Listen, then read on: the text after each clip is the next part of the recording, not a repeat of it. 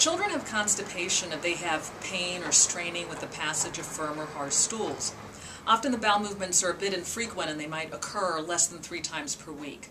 If the child's having these symptoms for more than 3 months, then we define the constipation as being chronic.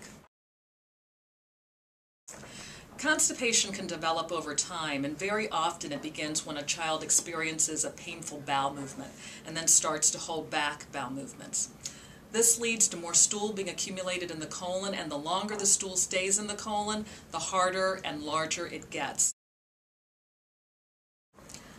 For parents to know whether their child may be having constipation, we recommend that they watch out for some clues. For example, is their child passing lumpy, hard, or pellet-like stools?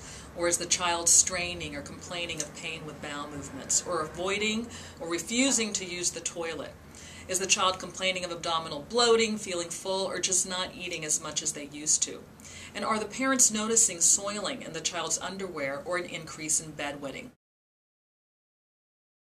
To prevent constipation, parents should ensure that their child drinks plenty of fluids during the day, especially water, eats a diet that's rich in fiber, including fresh fruits and vegetables, and avoids processed foods and foods high in fat and sugar. It's also really important to encourage your child to be physically active, because physical activity helps our GI tract regulate our bowel movements better. And the child should also understand to never hold or ignore the urge to move his or her bowels. Now for toddlers, parents should make sure that when the child is on the toilet seat, that their legs should be propped on a stool or box for support with their knees at right angle, because this position actually helps the child pass a bowel movement more easily.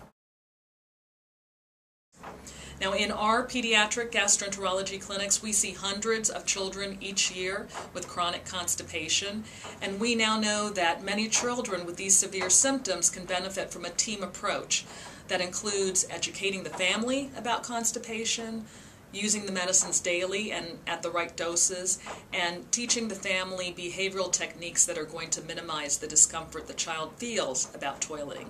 And we've actually started a new constipation clinic at the Johns Hopkins Children's Center that will provide not only medical management of the child, but also provide evaluation and treatment by a behavioral psychologist.